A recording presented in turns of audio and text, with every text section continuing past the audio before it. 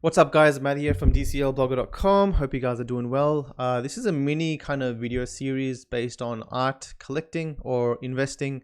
I'm going to be honest with you guys. I am a mix of an investor slash collector. I probably skew towards an investor. I like to put money in and see my capital grow. I love doing that, and now it's kind of becoming a space where I can both do that and also support a growing industry which seems to be disrupting the norms. And I love disrupting norm. I love disrupting kind of established spaces that have had kind of a bit more skewed toward the middlemen, and I just love the space.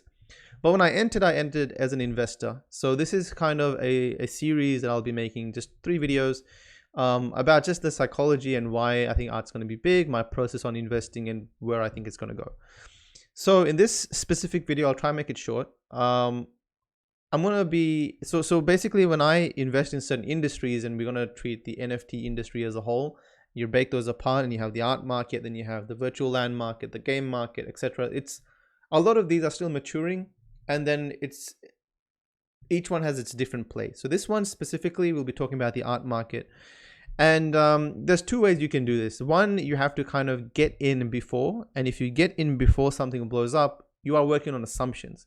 So for example, when I bought Ferocious's pieces, I bought about 4 one-of-one pieces, and I remember Ferocious made this kind of really cool video. Look at this. Hi, I'm Ferocious, and this is a painting I made. And it sold. This painting sold for $3,200. $3,000.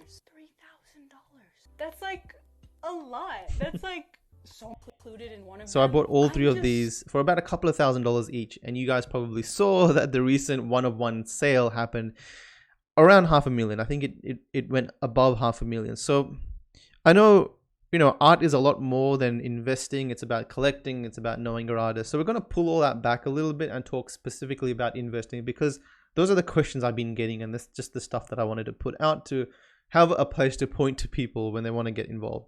So again, there's a couple of ways you can get involved. You can kind of go out there and look for artists that, 1, you enjoy their art, 1, you enjoy their personality, 2, you think they 3, 3, you think they're going to be big, whatever, and 4, you know, they may not have that much collector momentum, but you might predict that they might. So you may look at, you know, the profile, the followers, okay, the tweets, the style, the person, what the artist kind of, why they make art. Do they represent a specific group of people?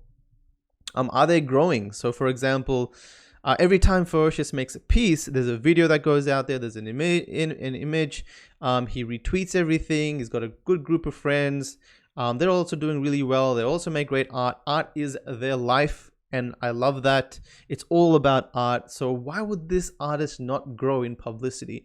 Why would this artist not grow in awareness? So when I got involved, when I first purchased that piece, I remember the follower count was 13,000 followers, and I was like, man, Ferocious makes a video after every piece, represents a style and a time of people that kind of go through this movement of like in being wanting to have art or do art, make art, but having a lot of pushback from their family. And you know, Ferocious has been pretty vocal on the fact that he didn't really have much support. So you know, I think it's just such a great artist. I think there's so much emotion behind the art. I feel like if the artist continues to do what they're doing, continue their social profile, and I think, you know, a lot of people say, Maddie, social media followers are, you know, that's just such a little, that's a numbers thing. Like, why do you even look at that? I think it's important. I think in this day and age, social media is going to be a place where you have a voice. And if you're not focusing on your social media growth,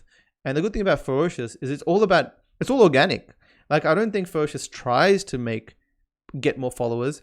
He just gets more followers because of the way that he is, and that's the best part of it. It's organic. So anyway, I'm talking about this because when I invested, or when I bought the art, I love the art. It came with a physical. It had 3 NFTs at a couple of $1,000s each, which back then was kind of a lot of money.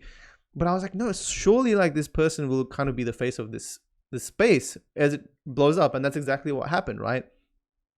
So when you're making these moves, you're kind of on your own. You don't, you know, there's not many other collectors that are going after the artist. So if you want to get in early, you have to kind of go out there and take that risk and purchase the art.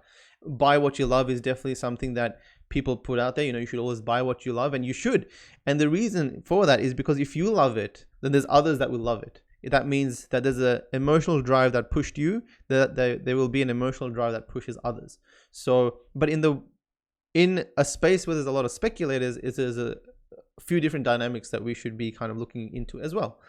So that's the reason why I just brought this up, because I just wanted to show you guys that if you get in early, you're kind of taking your own risk. And this is an example of how like earlier analysis led to something playing out similar to what I had in mind, which I think was a bit lucky as well, but it was also, a good amount of research that went into it.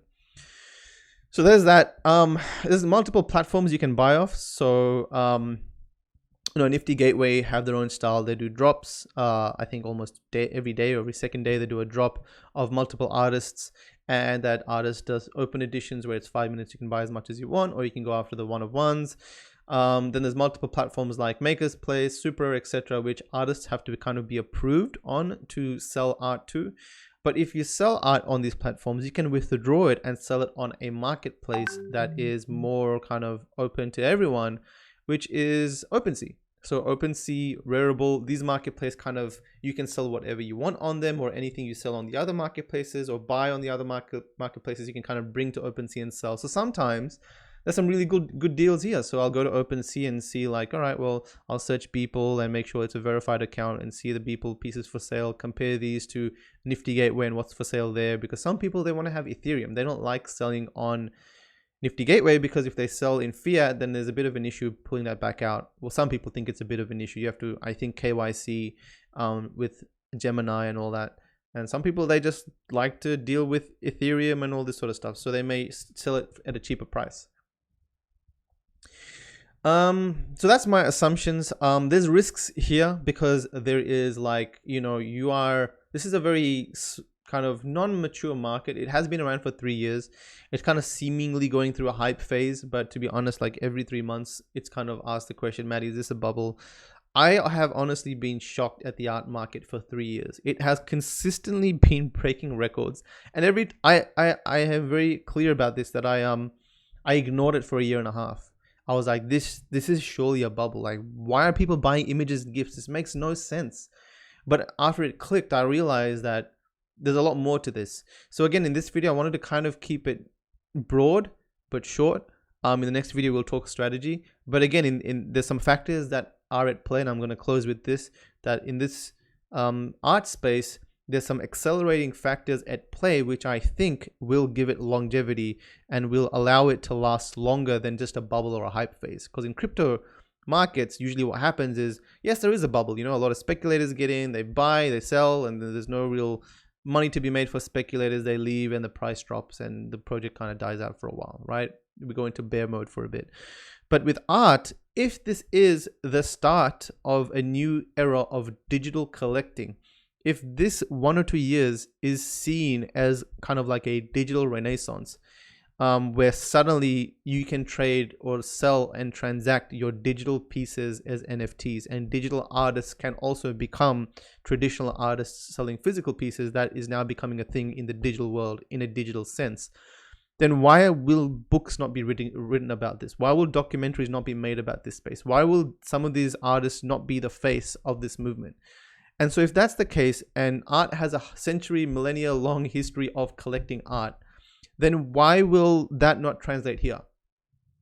So I'm basing it on those assumptions, and also the fact that we are seeing right now an enormous, if you go to CoinGecko, you are seeing an enormous amount of wealth transition to cryptocurrency markets. So people that held Ethereum at $400 a piece are now like 5x in their wealth, and people that held Bitcoin for 10k a piece have 5x their wealth. People in general in the crypto market have become 5x as wealthy. So suddenly people that had like $1 million there have like 5 to sometimes 10 million. Some people that had 100 million, and there is cases, have like $1 billion to spend on stuff. So cryptocurrency is where they would kind of distribute their funds. And now if NFT art collecting becomes a thing where they can distribute their funds and have other assets that appreciate in value, they'll do it. I'm doing it. Others are doing it, right? We are distributing our wealth to multiple avenues and industries that may be the next unicorn industry of the decade. So that being said, those are accelerating factors. And also the fact social media really changed the internet, where suddenly you make a video and look, normally if you pull it back, what used to happen was that an event happens, newspapers come and write about it. Those newspapers get distributed. This is like 20, 30, 40 years ago, before the internet.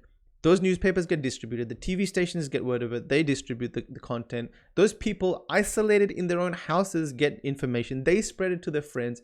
It's a long process. Now, social media, because everyone has it, the internet, Ferocious can make a painting, sell it.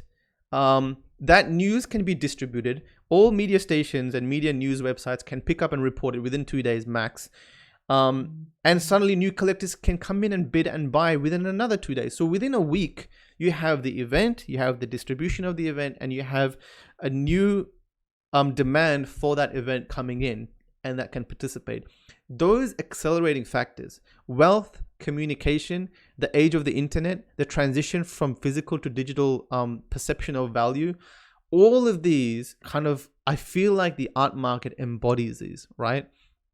Not to mention the amount of creatives participating in the space. It's not about just the investors. There has to be a healthy, if not a higher dose of creatives. Anyway, all of those combined, that's why I'm bullish about the art market. So in the next video, I'm going to go through a bit of a strategy. But again, in this one, I wanted to kind of keep it brief and just touch upon the assumptions, the risks, and the way that I think the industry is going.